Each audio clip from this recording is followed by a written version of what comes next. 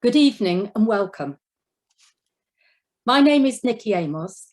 I am Chair of the NFWI Public Affairs Committee.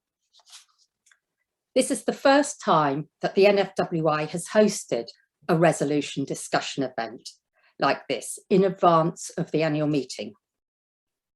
As a new idea, we were delighted by the response and that over 500 of you have joined us tonight. But as the response is so good, this also means we cannot use standard Zoom. This is a Zoom webinar. So if you haven't used it before, don't be alarmed that you cannot see each other or people you know who are here.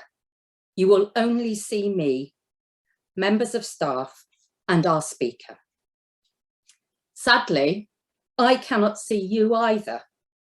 But before we start, can I welcome you all, our national trustees who I know are in the audience, and of course our public affairs staff who have worked so hard to arrange this event. We have designed this event as a chance for members to find out more about the issues covered by this resolution and to inform your discussions within your WIs about how you wish your delegate to vote at the forthcoming annual meeting. Can I stress, this session is not designed to replace the debate in Liverpool. So we will not be making a case for and against the resolution. Rather, it is a chance to learn more about the issues at hand. I will shortly be handing over to our speaker for today, Hannah Belcher. But before that, I wanted to go through some housekeeping. Firstly, as you all have seen, this session is being recorded. So after the discussion, it will be uploaded onto my WI. Please tell your fellow WI members to watch it if they were unable to join us tonight. Secondly, we have scheduled to finish by 8 p.m. But Hannah has kindly said that she will stay on till 8:15 to answer and allow more time for questions if needed. If you would like to ask Hannah a question, please type it into the Q&A box. You should be able to click on the Q&A button in the center at the bottom of your screen. On my computer, it's just down at the bottom with all the other controls. If you haven't used this function before, have a go now while I'm talking. Do not wait till Hannah finishes talking to type in your question. We have a lot of participants tonight, so the earlier we see your questions, the better. For the first time tonight, we have enabled something called the upvoting function. You can use this option to tell us whether questions in the Q&A box you would particularly like to see answered.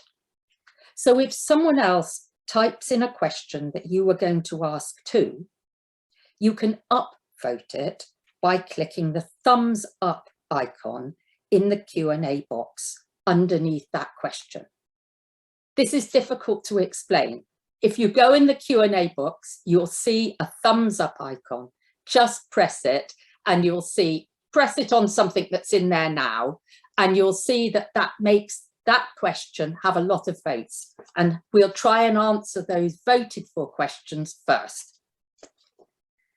Given the number of participants, we have disabled the Zoom chat for this evening. If you have any type of technical issue, would you like to email Alexandra or Fiona, and they'll try and sort them out while the event's still carrying on. With further ado, can I introduce our speaker for this evening, Dr. Hannah Belcher. Hannah is a lecturer at King's College London and was herself diagnosed with Asperger's syndrome in 2012 at the age of 23. Since then, Hannah has spent many years conducting research on the often late and misdiagnosis of autistic females. including the use of camouflaging strategies and the mental health repercussions of the condition. This is a subject I personally know very little about, and so I am very interested in hearing your talk, Hannah. Without further ado, can I hand over to you? Thank you very much. Thanks, Nikki. I'm just going to share my screen now so you can all see my slides. Okay, is that viewable? So thank you so much for inviting me to come and talk to you all. This is a topic that I'm really passionate about, not only because it's my career. I'm a lecturer in user-led research, which basically means any research that takes on participatory methods, so using individuals who have the conditions to actually lead that research. And my PhD was in autism in women and the misdiagnosis, but all that has been fueled and led by my own diagnosis, as Nikki said, when I was 23. And for me, I guess, and I'll talk about my personal experiences as we're going through, as well as the academic kind of more researchy elements of this. For me, autism wasn't something I'd even considered until I saw a therapist when I was an adult, even though there were signs and difficulties I had growing up the entire time. Because of how we viewed autism and the kind of what we knew about autism at the time, that just wasn't something that was picked up. And because of that, I dropped out of school when I was 14. I was self-taught my GCSEs and my A-levels, and I did go on to university with great difficulty because I had such a passion in academia. But for many, that's not possible. So this is why I'm just really passionate about this topic. And I have also received the ADHD diagnosis as well. We know a lot less about ADHD at the moment, but it is more an up and coming topic that's kind of following suit with the ASD stuff that we know. And I'm sure you're all familiar with some of the more public cases recently of women that have been diagnosed in later life. So Melanie Sykes, for example, Paddy McGuinness's wife, Susan Boyle even a while ago, Anne Hegarty. Lots of different women are now coming forward and getting these diagnoses later in life. We've kind of known about this issue with late diagnosis for a while now, for at least the last decade, and research was really starting around that time that I got my own diagnosis. But we know so much more now, because in that time, researchers like myself and other researchers have really explored this area. So now we're at the point where the research confirms these issues, and what we need now really is clinicians and policymakers to take this on. So I'm going to go through my slides, which tell you a little bit more about the conditions, how it manifests differently in women, what the issues are and why diagnosis is important, and then we'll pass over to some questions as well. So let's begin with my first slide. What actually is ASC and ADHD? And you'll notice that I say ASC, so that's autistic spectrum condition, rather than disorder, just because it reflects more the kind of neurodiversity of the condition, which I'll also go into later. But the actual technical term is ASD, autism spectrum disorder. So it's a neurodevelopmental condition describing a collection of social and communication difficulties that typically results in impairments in everyday functioning. So this is taken from the diagnostic manual, and this is how it's usually diagnosed. And some of you probably might already know this, but I just want to make sure everyone's clear exactly what it actually entails before we begin. So the diagnosis really encapsulates these social communication and interaction difficulties. So that could be problems initiating or responding to social interactions, for example, sharing emotions, interacting with others or initiating those conversations or knowing how to continue them. But then there's also non-verbal communicative behaviour deficits as well. So that could be things like problems making eye contact, or using non-verbal signals and cues as well during conversation. And then also deficits in developing, maintaining relationships. So for example, making friends, for example, or having relationships. I'll go into also the issue and why this criteria is actually quite problematic. And it's quite a stereotyped view of what autism is. But just for now, just so we're all clear, this is exactly what it kind of involves. You then have the other element of autism, which is the restricted repetitive behaviours and interests and activities. So basically what this means is an autistic person typically has quite stereotyped and repetitive movements and behaviours. So that could be hand flapping, for example. It could be stimming, what we call stimming, which is when someone does a repeated activity that brings them sensory pleasure or calming over and over again. It could be the insistence of sameness, so inflexibility of routine or anxiety if there are any changes. And then it could also be restricted fixations on special interests. So that could be, we call those special topics. And I would say that mine has definitely been autism over the last 10 years. That has definitely become my special interest. And then also on top of that, hyper or hyporeactivity to sensory stimuli. So that could be needing excessive need of a sensory stimuli, for example, stimming, a material or something like that, or it could actually be an aversion to certain sensory stimuli. And we certainly see this with kind of food phobias with autistic people, or sound problems with sound and loud noises and things like that. And the DSM has changed very recently. So originally, autism spectrum condition encapsulated a number of other conditions under it as subtypes.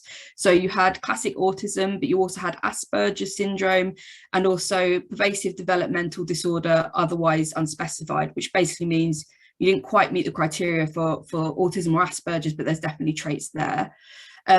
Because of how this led many to confuse the difference in difficulties between the conditions. For example, people often refer to Asperger's as people being quite high functioning, and those terms have now all kind of been eradicated, and we've come up with this kind of new view of autism as a spectrum where people have many different traits, abilities that can overlap. So just because someone is high functioning doesn't mean that they don't also struggle in other ways. So it's moved on to this idea of it being one umbrella term, and there's 3 levels of criteria here. So they go from needing substantial support to requiring very little support or just some support. And this is also linked to America, because all these diagnostic manuals kind of stem from America and their insurance claim needs. So that is why there's been this change, although in the UK people are still diagnosed with Asperger's, and we still refer to the Asperger's diagnosis as well. So the spectrum, I think a lot of people think the spectrum looks like this. So you go from more autistic to less autistic, and everyone lies somewhere on the spectrum, but that's not actually true. We aren't all a little bit autistic. What it actually looks like in practice is this actual like circular spectrum. So there's different patterns of abilities as well as disabilities. So autistic people, many of them have a really great ability to hyper focus, to look at details that others can't see, and that can make them really good in certain jobs and professions. But they might have really great difficulties with executive functioning, for example, planning ahead, some social awareness issues, or those kind of problems. So we say every person with autism is different. There is no one the same, because there's so many different traits, abilities and disabilities that can go with that. It really is dependent on the person. And in addition to this as well, I think people used to consider autism to be an intellectual disability, but actually that's not the case. That is seen as separate from the autism diagnosis now. So if you're diagnosed autistic, you're either diagnosed autistic with intellectual impairment or without intellectual impairment, rather than that being one diagnosis. And if we move on to ADHD, the criteria for this is inattention. So a lot of this is based around children, because it's only been really recently that we've discovered more diagnoses in adults at all. So difficulties paying attention, making careless mistakes, holding attention or listening to other people, can't follow through on instructions, failing to finish tasks often, trouble with organisation, so avoids tasks requiring a lot of mental effort, and loses things, easily distracted and forgetful in daily life. And then the other part of this is the hyperactivity and impulsive part, so the hyperactive part of that disorder. So it might be fidgeting, restlessness, leaving seat in situations where seating is expected, feels on the go often, talks excessively or blurting things out, and also difficulty waiting for a turn and may interrupt others. So in children, this is obviously quite obvious because of behavioural problems at school. But in adults, what we tend to see is less of the hyperactivity and just more of the inattention and the restlessness. So it might be that an adult has learned to kind of not blurt things out or to be rude or to say things out of turn, but actually they're really restless and they're quite forgetful, and they make a lot of those kind of careless mistakes. So it might be that work is really difficult. And actually for me, I hadn't considered ADHD until I started working in an office and realised what an absolute nightmare I was to work with, because I just couldn't sit still and I couldn't focus on something that I didn't want to focus on. It had to be something I was really interested in to do it. Which is why I turned my career into my specialist interest. But yeah. And then if you have a look at this as well, there's also strengths and weaknesses with ADHD. So again, we get that kind of hyper focus that can really benefit people, and is something that is a real skill and talent for many autistic and people with ADHD. But it can also come with other difficulties as well. So obviously problems concentrating or talking too much can be an issue.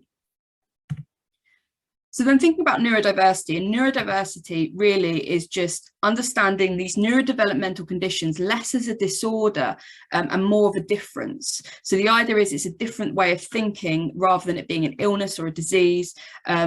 And lots of different things come under this neurodiversity umbrella. So you have autism, but you've also got things like dyslexia and dyscalculia. They all come out under this kind of neurodiverse umbrella.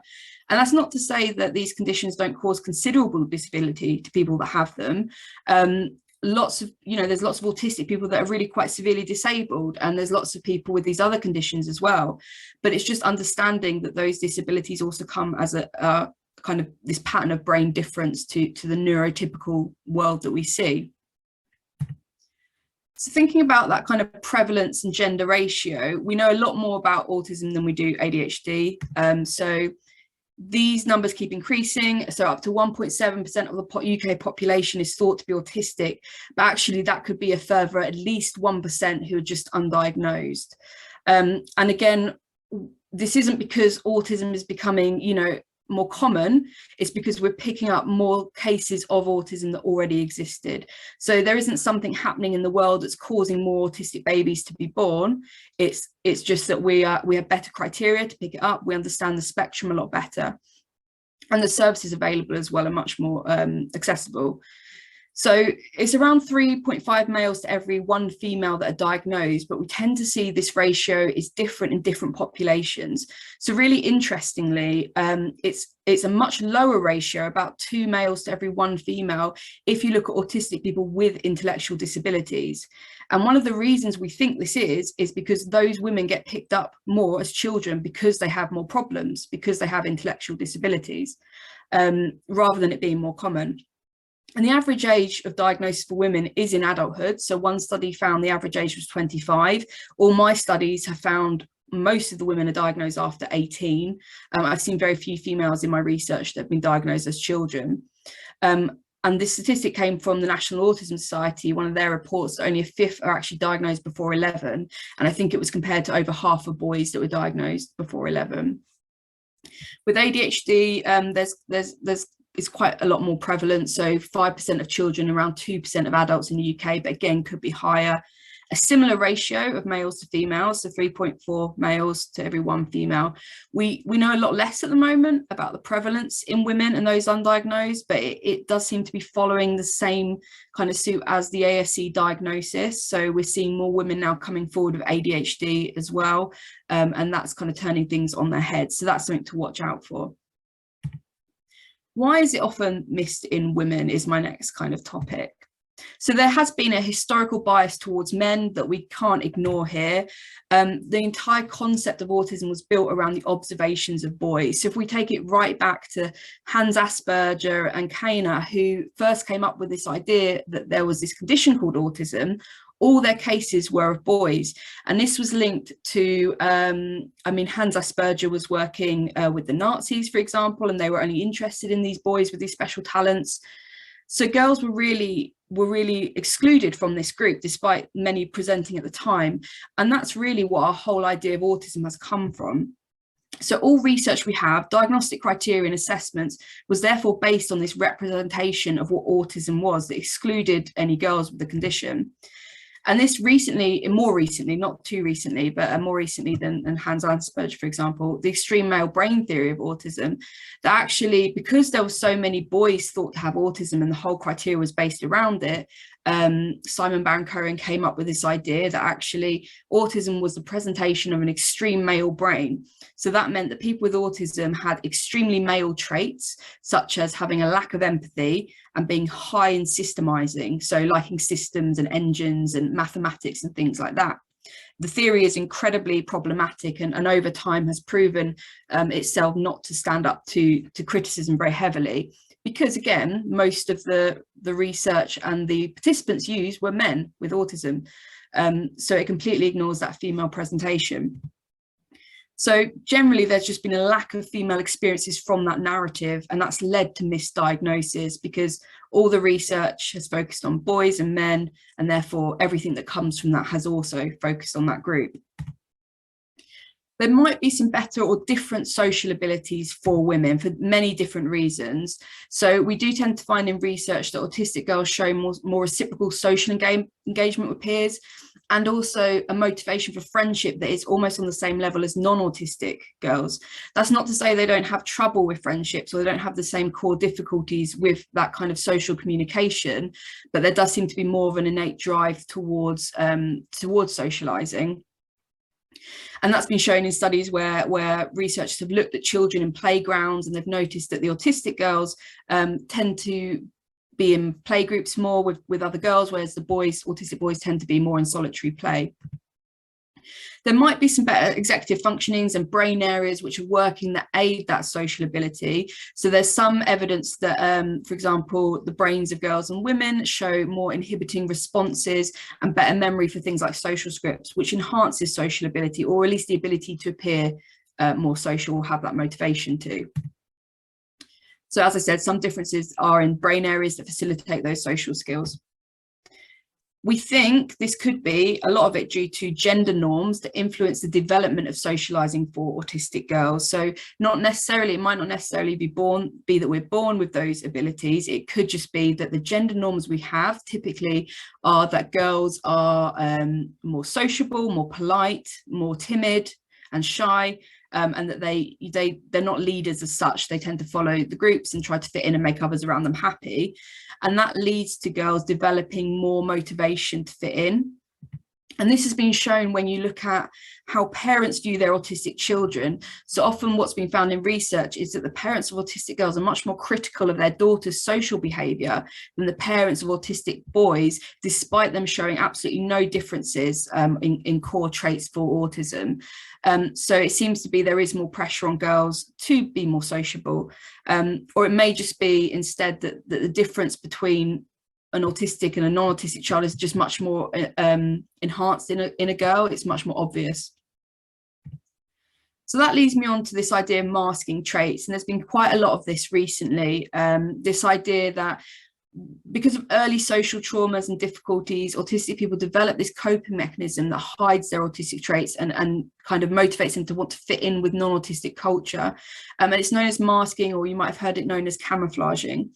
And the idea is really that we have this non-autistic culture, which, you know, neurotypical people are a part of, and it becomes naturally to you. But there's also this autistic culture, and the two can sometimes be difficult to cross over. But what we often find is that non-autistic people aren't so keen and ready to try and understand autistic culture. It tends to be autistic people trying to fit in because they're a minority. So masking traits, this could mean hiding autistic traits. So it could be suppressing those stims in public. For example, if someone likes to stim or flap their hands in public, it might be that they suppress those so others can't see that. Consciously making eye contact. So it could be that, for example, I often count out my eye contact if I'm having conversations with others. Monitoring voice intonation and non-verbal body language. Again, something that I've picked up. Often people say that my voice is very monotone, so over time I've learned to put those intonations in and learned to use non-verbal body language to try and appear as non-autistic as I can, and also hiding special interests. So what we tend to find is that autistic boys diagnosed early have very typical special interests that you can probably predict: maths, trains, Lego, Minecraft, all those really common things that the boys like. Whereas for girls, it might be something really subtle. It could be other people, it could be celebrities, books, pop stars, but anything that you think of as quite normal for a girl of that age to be into, it's more the kind of quality and the level of intensity of that. And then also the other element of this is compensating for autistic deficits. So, for example, for a girl that's having difficulty with social interaction and finds it really difficult, mimicking others in social situations can really help. So looking at how others behave and then copying that behaviour, learning the social rules and those social scripts, and often a lot of people will rehearse those social situations over and over. They might watch lots of soap operas, or they might read lots of books, so that they can learn better how others act and how they can act. I think for me, becoming a psychologist was a key factor for this, because I really learned how other people act and why they behave how they do. So I understood on a deeper level how these social situations worked for me. And then the other part of this is wanting to fit in with others. So there has to be this kind of need and want to fit in. So feeling like you have to put an effort into being around others, and also feeling like you need to perform to fit in. And it's important to add that while some of this is quite conscious, a lot of it is really unconscious, and it's something that we learn as children. So it's not something we wake up one day and decide, I'm going to start mimicking now. It happens over time from a very early age. As soon as a child is able to understand the world around them, an autistic child might start masking. And often at school, this is seen as just quietness. I was selectively mute, for example, so I wouldn't talk to anyone. I was extremely anxious. And for a girl, that's just seen as being shy. And there was no behavioural problems there at all, because I was so socially aware of not wanting to stand out. So the other issue is misdiagnosis. So there is a clinical bias towards more women being diagnosed with other conditions. So it kind of is a circular problem in that more autistic men are used, and therefore we think that autistic disorder is more prominent in males, and females have other things. So other conditions have overlapping features. So for example, borderline personality disorder, also known as EUPD, eating disorders, depression, anxiety, all these conditions have overlapping disorders, and these disorders are more commonly diagnosed in women. So when you go to see a doctor and you've got some of these issues, the clinician will be biased towards saying you have some of these problems. BPD is a really big problem for autistic women because of some of the features of the mental health problems that overlap, such as a lot of women with autism might self-harm, or might have a lot of mood irregulation or suicidal thinking. It's very easy for a clinician to say, well, it's quite likely you have BPD because you're a woman, rather than think outside the box and say, well, actually, that could also be because you're struggling with your ASC. There is an average of 10-year delay between women having first contact with mental health services and being diagnosed with ASC. And from my own research, I found that women tend to be receive more mental health diagnosis prior to their ASC diagnosis than autistic men do. So it's difficult even from the point where a woman understands that she is autistic, and that's why many choose to self-diagnose and identify as autistic, because it's so hard to get a diagnosis. It's not a case of you turn up at the GP surgery and say, hi, I think I've got autism. You have to go through so many hoops and so many different steps basically to get that diagnosis. It's not an easy one to get. And what are the consequences of a late diagnosis? So this is something that I drew up in my kind of therapy when I was going through a tough time. So the idea was that I feel like I have to do what people expect of me by masking, but then I can't look after my needs because I'm too busy worrying about other people's needs. And that means I burn out and I go into a mental health crisis, and that results in me withdrawing from other people because I need that break. But then the other issue is I want people to like me and I want to fit in. So I have to go back to masking in order to do that. And that loop can just go on for your entire life unless you try and work out how to stop it. So we know that later diagnosis in general leads to poorer life satisfaction and outcomes for autistic people, not just women, just autistic people in general. Ongoing worsening mental health difficulties.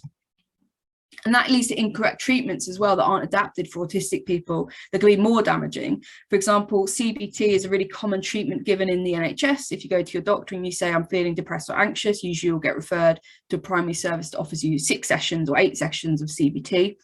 The issue with that is for a lot of autistic people, it's difficult for us to understand our own emotions and feelings. And CBT can be quite surface level when there is an underlying problem. So many of us suffer from alexithymia, which means we struggle to read and understand our own emotions. So therapies like CBT need to be adapted.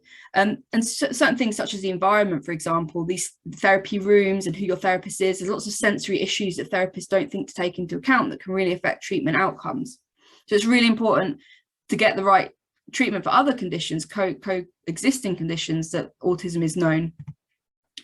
Masking is also linked to symptoms of depression, anxiety, and suicidal behaviours. So the suicide rates for people with autism is extremely high, much higher than the normal population.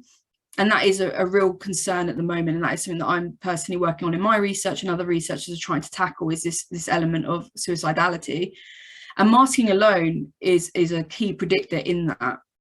And we think this is because when you're masking, you're using up key resources that could be used elsewhere. It's exhausting, like every day, trying to fit in and trying to understand how others are working and how we can change our own behaviours. But it also denies us our self-identity because we're constantly pretending to be someone else. And over time, you can completely lose your identity as well through doing that. So as I said, yeah, it denies an autistic person discovering their true identity, but on top of that, finding people like them. It's that idea of having an autistic culture where other people understand you. And it's something that non-autistic people take for granted because every day you meet a non-autistic person and that's the world you're kind of surrounded in. But for an autistic person, it's really hard to find other autistic people, especially if you don't know about your own identity to start with. There's a lot of research coming out about the benefits of autistic communities online and social groups and stuff for autistic people.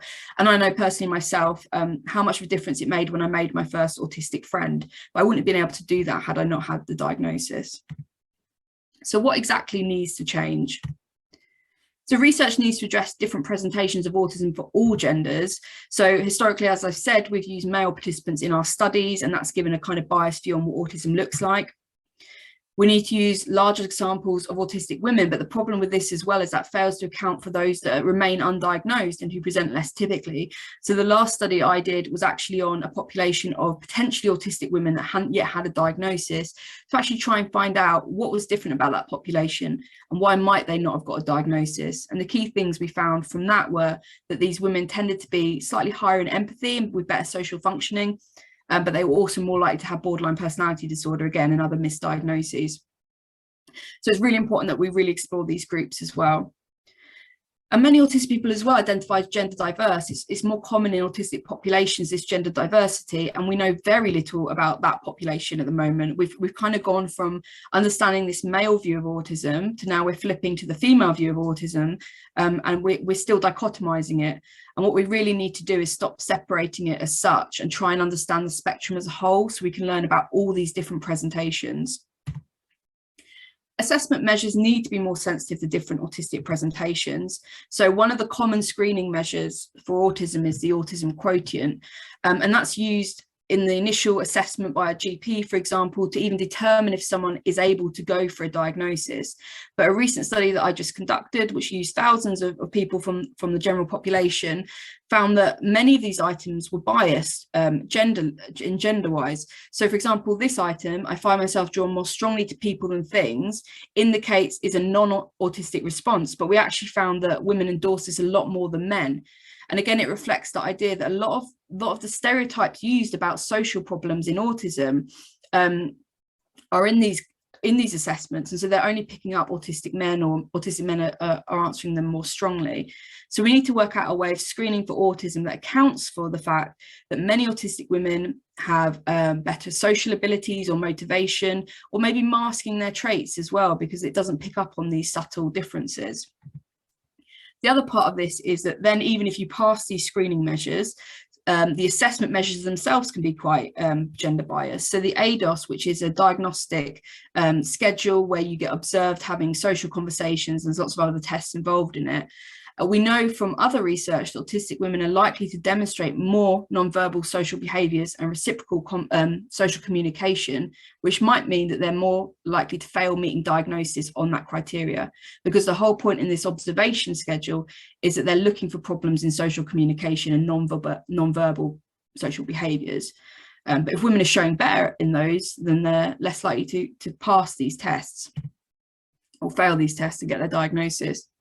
The other issue we're seeing is that clinicians are still quite biased, so they need to be made more aware of how autism can be presented in different people. So we've got lots of up-to-date information now from research that tells us this is a problem. We know it's a problem, but health professionals aren't aware it's a problem yet, and they still turn lots of autistic women away, saying you don't look autistic or you can't be autistic because you've got a friend, a relationship, you've got job, family. They don't believe it because they're not seeing it, even though we know that masking exists. And I still get comments as well. Often if I give a talk publicly, I get lots of comments saying, you're not autistic, I saw your talk, because people fail to account for the fact that I'm masking when I publicly speak or when I do these things. And actually you can't see those underlying difficulties just from looking at a person. There's a massive disconnect between up-to-date research and clinical practice. Like, it takes a really long time for this research to reach that clinical practice.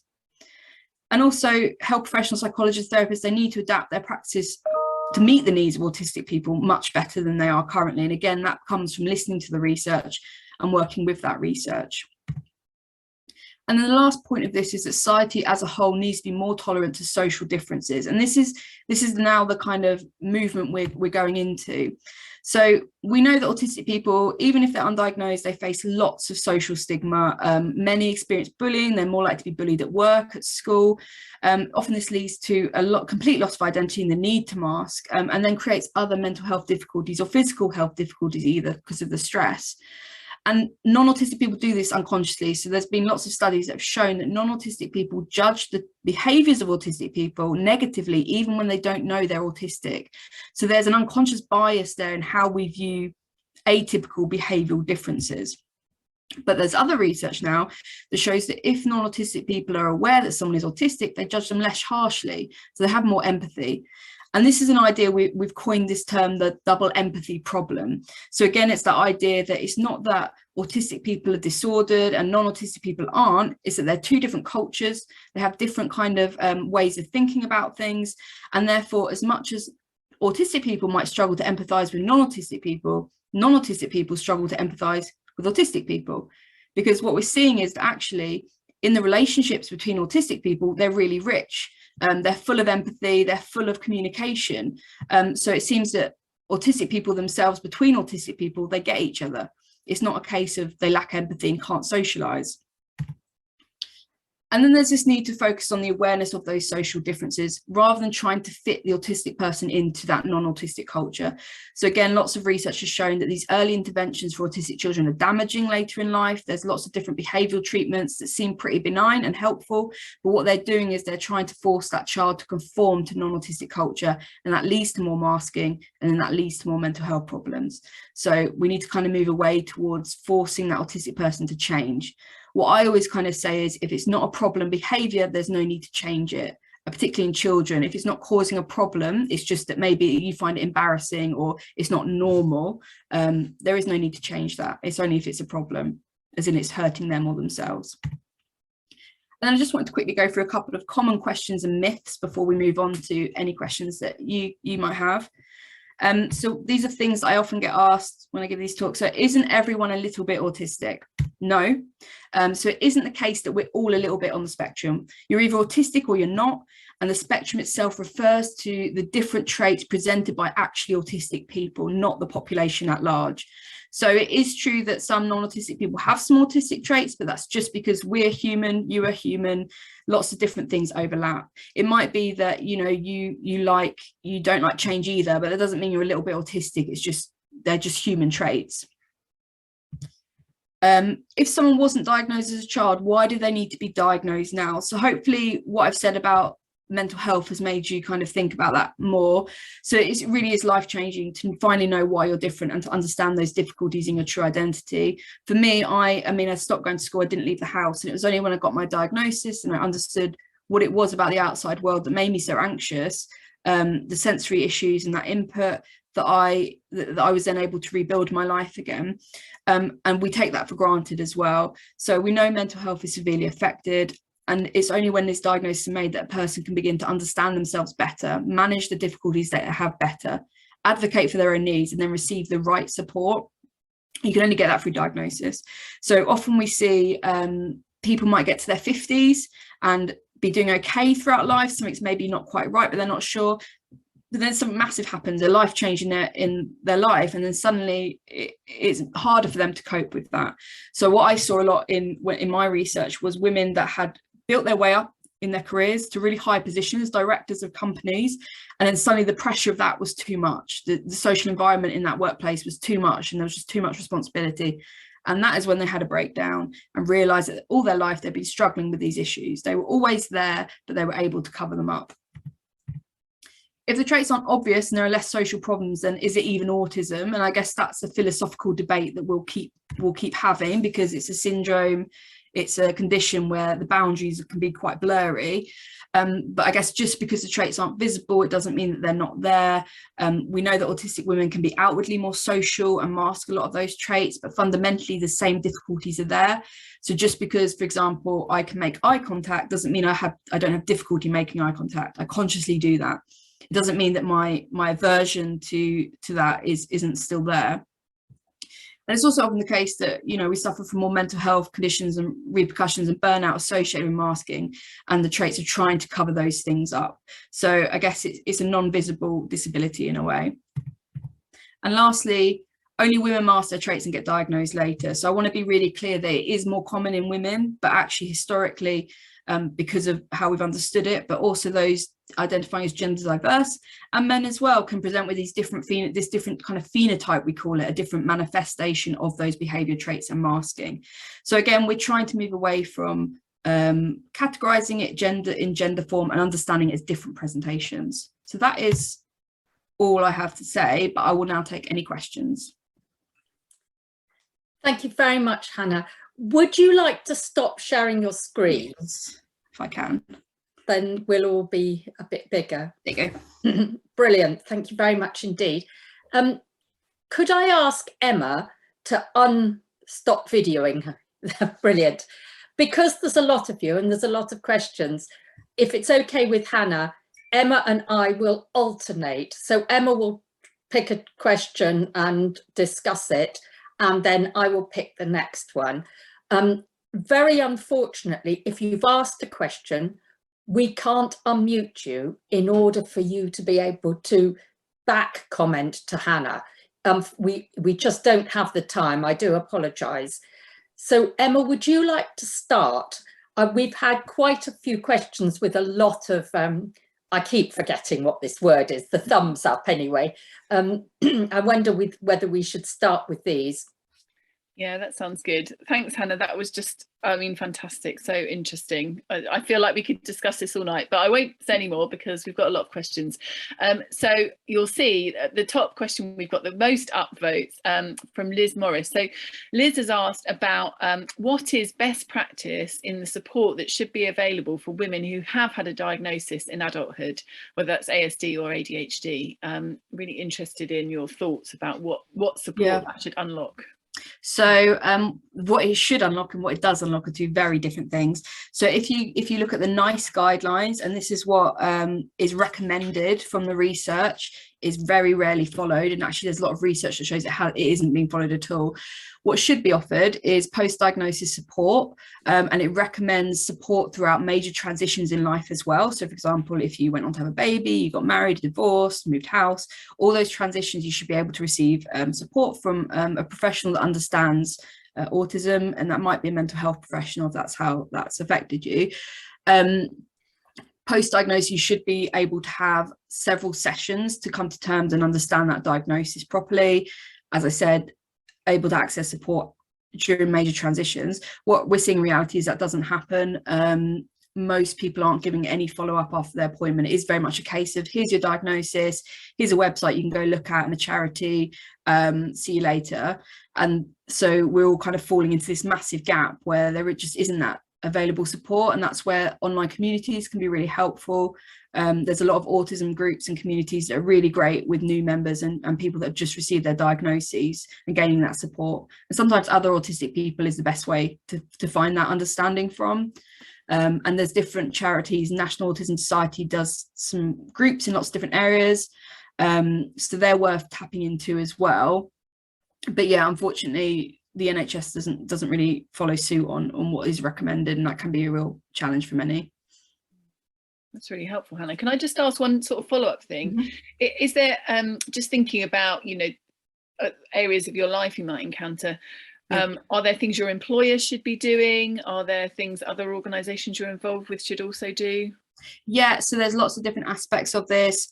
So technically, if you're getting any treatment for medical, physical or mental health issues, you can get these things called an autism passport, which means that you have your needs and assessment, and they should be able to treat that. So it might be that if you go into hospital, you need to be in a private room, you need to have a different way of communicating, you need to have someone, a support person with you. So that can be useful. Employers as well. I've always been really open with my employers, but I know some, and it's the nature of the job that I'm in, that's okay to do that. But I know there is a lot of discrimination in the workplace towards that. But I would always encourage you to have a conversation with your manager, because 100% legally they should support your needs.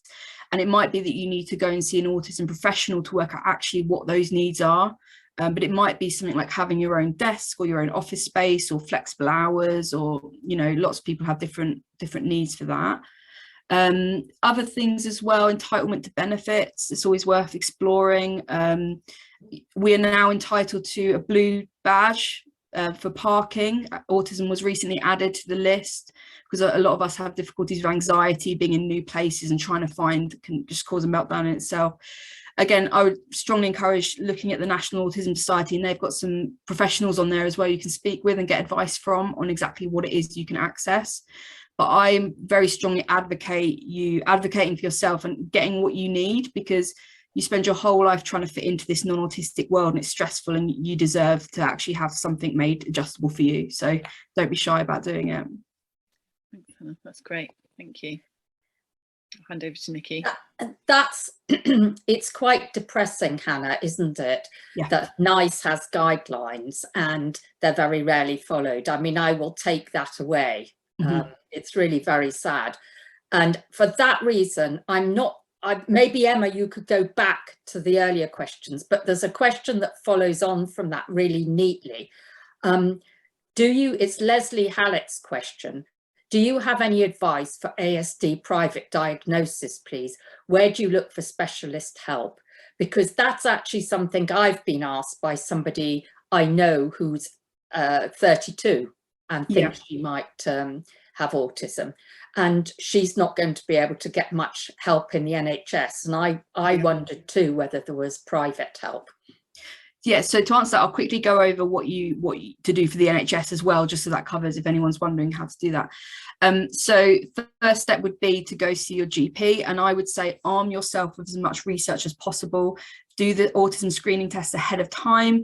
Go in with a list of your traits, why you think they've not been found out until now, and just really bring the evidence, because you are legally allowed to have an assessment. You can demand it from your GP that you should be able to be referred from assessment. Even if they don't believe you, you should be able to have that.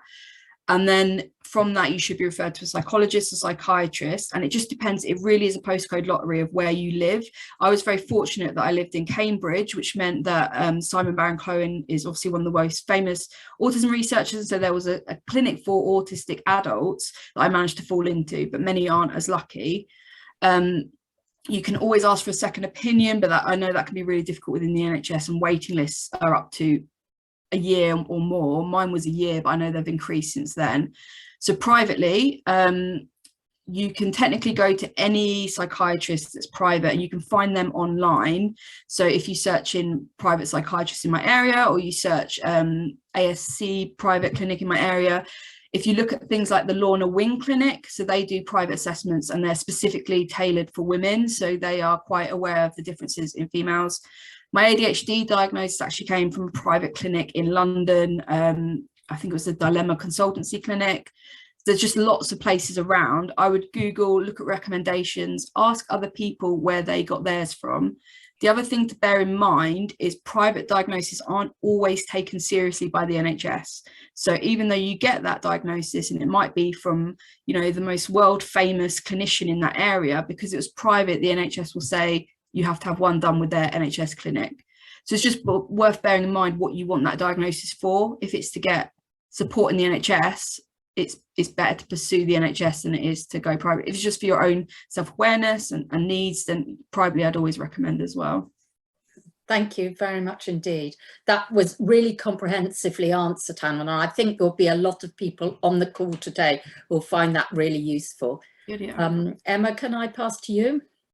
Yeah, thanks, Hannah. We've certainly heard in the course of just the resolution being discussed, anecdotally, you know, people telling us, primarily with children or grandchildren, you know, waiting lists of years, and it's just, you know, it's just outrageous, really. I think, you know, that's years of your life, particularly, you know, you think of the school age where you're not getting the support. So it is really outrageous. We've got a couple of questions. I'm just wondering if I can sort of combine, I suppose. So Catherine has asked us, she's talked about her daughter who's 21 and has been struggling and is now being assessed. I assume, Catherine, you're saying for autism. In Birmingham, but she said, I was disturbed that the parent questionnaire was very child oriented. How accurate is treatment in women and girls as diagnoses are made more often? And I suppose I wondered if I could combine with that on something around, you talked a bit about how the diagnostic criteria has been updated, but Linda's asked us, how are NHS clinicians updated about these changes? How does that filter down? I don't know if we take those two together. Yeah, I might need you to remind me of one of them if I go off on a tangent halfway through. So the first part of that is the reason they do those things with the parents, and it's based on childhood, is because it's a developmental disorder.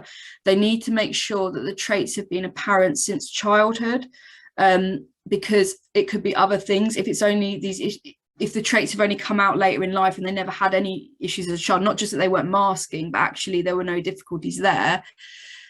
So I would say just they are based on what they were like as a child and your remembering of them as a child. I would say look at school reports, things like that. Look at, like, there's lots of different things that you can look at and try and remember, you know. I think if it's a case like my mum, for example, didn't see a lot of it as a problem. So it was just like, yeah, you didn't talk to anyone or you didn't like doing that, but that was just normal. So sometimes it's having a look at it with a different lens and actually saying, well, actually other children were doing this at that age. I think those assessments, they're kind of computerized scores, but they still need to listen to you and your experience. So if you say, I've ticked this, but actually I know they were masking, or I taught them how to do that or something, it's worth that discussion. But they can be quite tricky to do. And also they're quite biased towards people, because you have to have a relative. If you're getting diagnosed later in life, a lot of people don't have relatives around that knew them when they were a child to do that. So some people do use school reports, or they do use photographs or videos, and you can have the diagnosis without that. It just is a little bit more tricky. But they do tend to be, again, biased towards the boys and how they behaved. What was the other part of that question was? Yeah, so I suppose sort of slightly connected was Linda's asked us, how are NHS clinicians updated about changes in assessing conditions? It really depends on them, and it depends on how motivated they are to increase their awareness. They're not forced to go to these updated things, you know. They choose their CPD hours. So some still diagnose Asperger's, even though it's been wiped out of the diagnostic criteria altogether. They still diagnose it, and that's why I'd say only go to one that's an autism specialist, because they'll have that specialist knowledge on that. Or bring the research with you. If you're finding it really difficult, bring them research, bring them books on it, and show them, like, this is what that is. And if, you know, I'm always available if anyone wants to know where that research is, emailing me, then I can send you the links to those places that you can take with you and highlight. Sometimes it is about educating them as much. Yeah. Thank you, that's really helpful, Hannah. And could I just ask one further thing? Obviously many members will, you know, be thinking about the start of this process. Does that is that the case for GPs as well? You know, they may not have the knowledge. Yeah, right. Okay, much worse, because GPs aren't psychologists, so their area isn't in that. Yeah, you get a lot of stigma views in those fields, a lot of different, yeah. But GPs, the benefit of GPs is you can go to different GPs more, and you can demand things more, because they should be the kind of gatekeepers to referral to the specialists. So even if they say, I don't believe this, they should still be referring you to get that professional assessment, because they're not qualified to make that assessment. You just have to be really resilient and really, like, strong-willed about it, which can be really difficult when you've been beaten down by the system so much. But yeah. Thank you. Thanks, Hannah. I'll hand back over to Nikki. Thank you. That was really interesting, Hannah. I'm going to digress slightly. You didn't in your talk discuss any theories for the causes of autism, or if there's even been any research. And Kathy Vickers has asked a question: do you think autism and ADHD are associated with problems in labour and delivery? But actually, I've heard speculation about various causes, and I just wondered if you could comment on that. Yeah, I mean, the reason I don't discuss that is because I'm a psychologist and I look at social factors and prevalence and those kind of things. I don't tend to look at biological reasoning. But the other factor is there is no conclusive evidence on that. And what we tend to see in the media is a lot of myths and a lot of things that are put out, and you see it in the Daily Mail, like this chemical has been found to be linked. Those studies are really weak. The ones you see in the papers that link autism to something have like a sample of very few. They're just buzzy articles that people like to click on, because unfortunately I think autism is one of those dilemmas that a lot of parents face, and especially if you have a child that's very intellectually disabled or very disabled from it, you want to find a cure. But I mean, ethically, research looking for cures in autism is a no-no. It's not something that is condoned, and I don't think it's something that's ever going to be acceptable to do, because it's part of that autistic identity. And now I get that there's disability elements of that you will want to treat and you will want to help. In terms of reasons for autism, there's lots about, there is some evidence that statistics show that older fathers are more likely to have autistic children. I think there's been some cases of labour problems. The one we know is definitely not true is vaccines. They categorically do not cause autism. There's lots of research on that. Some people suggest environmental factors, but they've yet to be defined, and brain differences. I mean, there's been no categorical research paper that's shown what part of the brain is affected with ADHD or autism. What we do know is it might be a connective issue. So it might be the way the brain is connected. So the way the cells work together and how it communicates, rather than there being one area of like problem. Which is why I think, we're so good at patterns and focusing and stuff, because our brain works in a different way.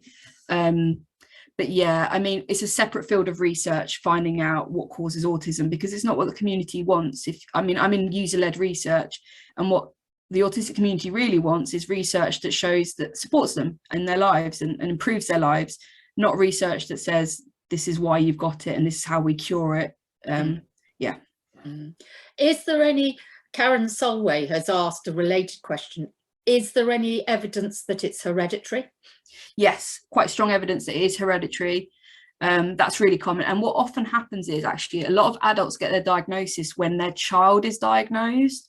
So they might see that their child, because we're better at picking these things up now in childhood, their child might get diagnosed, and then they start looking at the traits and go, well, actually, I had that problem, or I struggled with that. It's highly hereditary.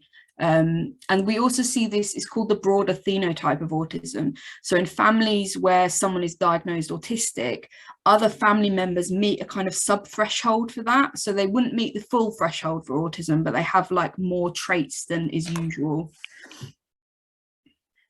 Thank you. That's very interesting. Can I pass to you, Emma? Yeah, thanks, Hannah. Really interesting to reflect on. Just bringing it, I suppose, into towards us as a WI, I suppose. Norma Morris has asked, and she's told us that she's a mother of a daughter who was late diagnosed ADHD at 37. And she's asked about what she can do to help her now, what she could have done to recognise any clues when she was a child. And I suppose I would just sort of expand that, that the heart of the WI is our relationships with each other. So how can we go about supporting women and girls within the WI or in our families who maybe are seeking diagnosis or have been diagnosed? I mean, I think you're doing that already by putting on an event like this, to be honest. It's becoming more aware. And I think it's about learning about us as much as we've spent our whole lives learning about non-autistic people, reading books on studying non-autistic people. And I think it's really about now that flipping. So I think there's lots of books on autistic women now that's really interesting. There's a really good one by I think Sarah Gibbs called Drama Queen that is fascinating if you want to read about an autistic woman's experience with autism. And I think just learning more about it and learning to understand it as a difference, and how you can adapt how you relate to those people. So it might be, you know, something like big family get-togethers. You've always insisted that you have these big family get-togethers, and your daughter's always hated it. Learning actually that that's a difference she's never going to learn to like, and you're putting her through a lot of stress by doing that. So let's make that smaller. Let's make it acceptable that she leaves early, not pressure her, make quiet environments. I think it's just adapting for that person rather than trying to make that person fit into your environment. Thank you. Oh, now I've lost count. Emma, is it me or you? It's you. It's you, Nikki. Hannah, if you need a break, I do appreciate that you've got both Emma and I. We've tried doing this as one person. It's just so impossible to keep track. So if you think, oh my God, I've got questions coming at me from all sides, please just say I need a break. I'm used to it, so it's fine. Oh yes. I thought this was an interesting question. Catherine Board has said, I find it interesting that an autistic female could continue to mask to an intimate partner. Could you say more about this? Could continue to mask. Sometimes it's so unconscious and it's so self-ingrained it becomes automatic. So it can take conscious effort to take off that mask, because you've literally become another person with a different identity. I think there'll definitely be gaps in that. So you'll see, if you're seeing them regularly, there'll be times when you see them being really quiet, or maybe they need to go off and have their own space a lot. Perhaps they have meltdowns or burnouts, get really stressed. There'll be gaps in that mask. But I guess it is entirely possible that someone could hold that mask for, you know, because they're so unconsciously. I couldn't, but it depends on that relationship and how ingrained that mask is, I think. And how much they feel they need to still. A lot of it is high pressure and stress. So if it might be that in the day they're in a high stress job and they're constantly masking, and then it's really hard to move from one environment where you're masking to an environment where you're not. And actually studies have shown that causes more mental health problems than not. So it might be that it's easier to just continue being that person. But I would strongly predict there would be some kind of breakdown at some point from doing that. How tragic. Yes. Thank you. Emma. Yeah, thank you. I'm just trying to scroll. I forgot a great question. I just wanted to to read to you who had asked it. It was about understanding and acceptance of autism in other countries, different countries around the world. Yeah. Is it the same or different? No, UK is quite ahead of its times in terms of this research, especially on women. America has a lot to say about autism, but there are definitely bigger pockets in America that are behind the cure autism kind of stance of it being a disability that they need to eradicate, unfortunately. And it's been shown to be really harmful, those things. Different parts of Europe are also quite good. I guess we tend to see in the Western world, you know, those kind of areas, the knowledge is better, but there is a cultural issue with autism in itself. So, for example, I've got a friend in America who's Latino, and she had great difficulty, and her community she can't come out to her community as being autistic because of the kind of stigma that is associated with that there. And definitely groups, different ethnic groups, minorities struggle because of the language barriers and because of the stereotype of autism and how it's perceived in the Western world as being a white kind of disorder. There is an intersectionality problem in autism research in itself, where we are only ever understanding one demographic group at a time. We're still not understanding, for example, what a Black woman's experiences of autism. So there is massive cultural barriers to that we still need to unpick. Thank you. Yeah, it's really interesting. Thank you. This is an interesting question from Alison Short, Hannah, and I'm not sure if you're able to answer this, so please don't worry if you're not. Alison says, as a health visitor, can you signpost me to the correct resources for me to share with colleagues, as this would be really useful? And can you provide your email, please? Now, I am aware, Hannah, we've got 400 people on this call, so you're basically broadcasting it, so it's completely in your hands. Or if you'd like Emma to do it afterwards, that's fine too. Yeah, maybe if you send out an email. I mean, you can all Google me and find me anyway, so it's not like you can't. No, I'm happy to answer queries. So if you do, my website is actually www.hannahbelcher.com. So you've got my contact details on that. But if also you want to send out something afterwards, I'm happy to send out resources. But I would say if you're looking for resources, go on the National Autism website, because they'll have everything you need, and that'll be basically where I send you to. So if you can find them yourself first, that would be great. But if not, I can try and highlight some of those. But they've got lots of different training things, online training, teach yourself kind of training things on everything you can imagine. So yeah. Thank you. Fantastic. So I'm just going to ask, this question's had a lot of upvotes. Suzanne Palmer-Richards has asked, Hannah, how do you think WIs can highlight this issue and campaign in their local communities on this topic? Yeah, I think it is about raising awareness. So it's about sharing the problems that many of these women are having. I'm always a strong advocate for getting people with lived experience behind these things. So it might be that you've got people in your community that are autistic that, you know, want to be a part of this and to use their experiences to lead it. So to have discussions with them and to let them, you know, maybe they want to give a talk or something on what it's like to be autistic. I think it's including those people as much as possible. They might not want to, but you might find some that do. Getting local speakers in, for example, there's lots of autistic advocates out there that would love to come and speak to your groups about what that is like. Reading groups, for example, you know, there's lots of autistic literature out there now, reading literature written by autistic people. So not non-autistic people about autistic people, but actually those autistic authors.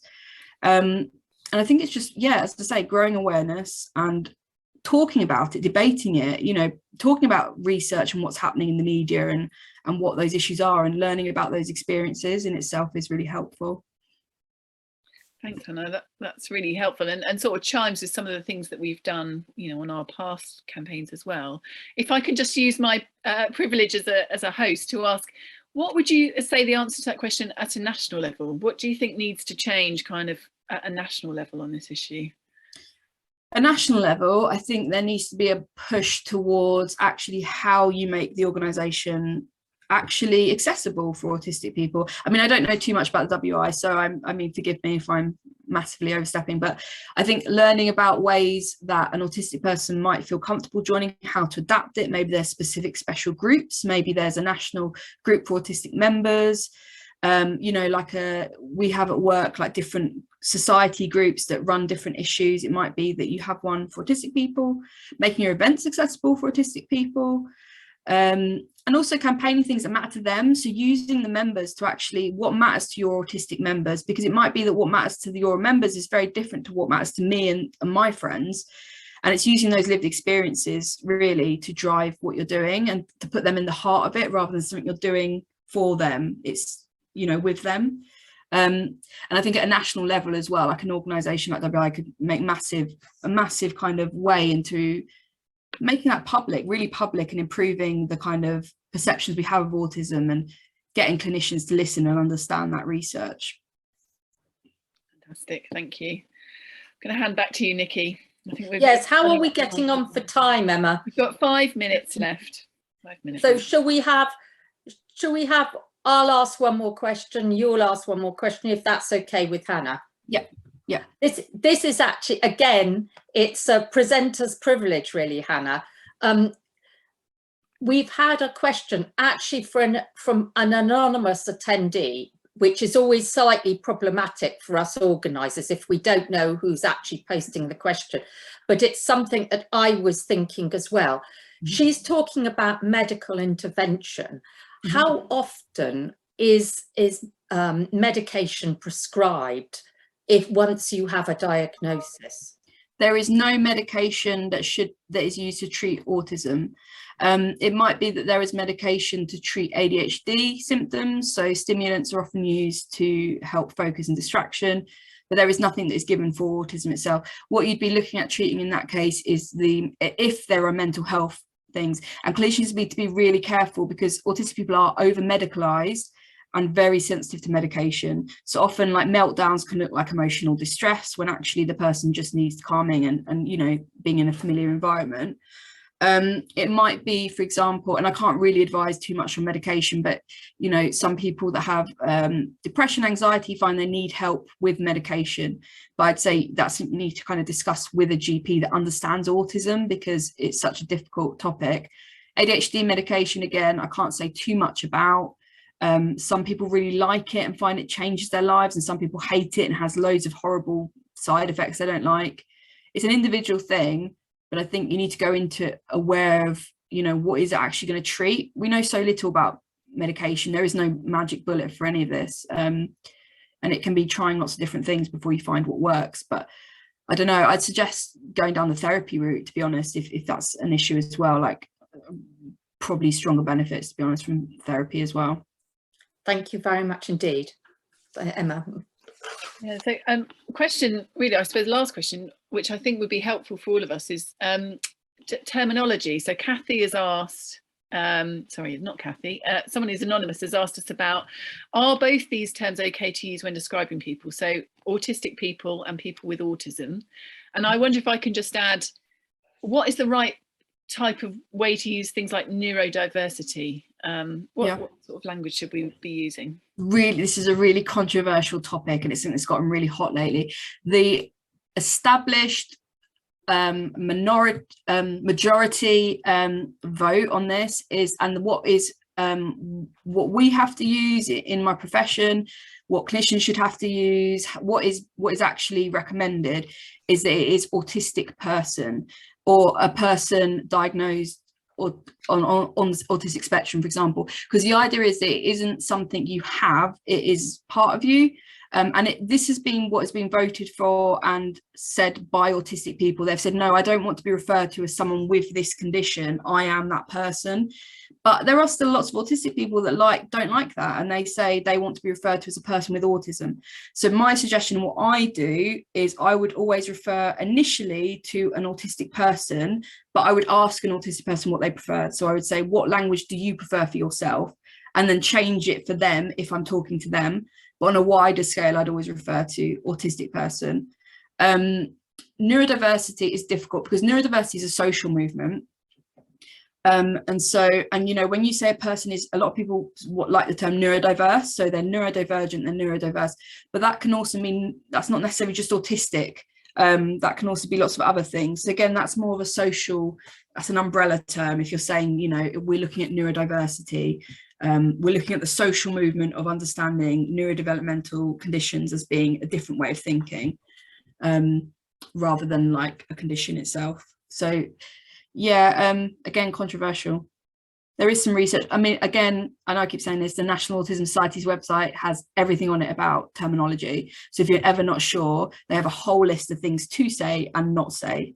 So I'd suggest looking at that. I think it's autism.org, the website.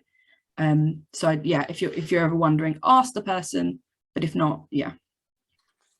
Fantastic, thanks Hannah, that's really helpful. And this has been a tremendous session. I know myself, I've learned so much, so yeah. Thank you so much from me, and I'll hand over to Nikki. Thank you, Emma. Thank you, Hannah, firstly for your honesty in telling us your story. Each of us are going to go back to our WIs now, feeling we know one person at least, that's you, who has struggled. And secondly, for telling us about your research at King's. We cannot applaud you on Zoom, but I can assure you, Hannah, if we could applaud you, the applause would be very loud. Thank you very much, sincerely, from all of us.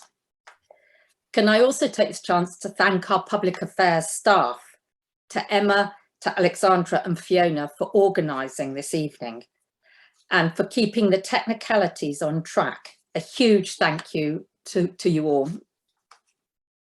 Huge thank you to you all for being interested, for asking questions, and I'm sorry we couldn't get to all of them, and for joining us this evening. Please tell your fellow WI members about this event and signpost them to the recording on My WI. I'm sure many of you will want to listen to this again. I certainly do. We covered lots of ground and I would really like to hear it all again. Finally, this is the first time we've held this event. We would particularly like your feedback about whether you found this useful and whether you would like us to run similar events in the future. To help us, a short survey will pop up at the end of my talk, and it would be really helpful if you could just complete it for us. My absolute priority with this event was not to replace our federations in hosting a resolution discussion event. We know that many have held excellent events on this topic already, and others have events planned. But for smaller federations, for innumerable reasons, this is not always possible.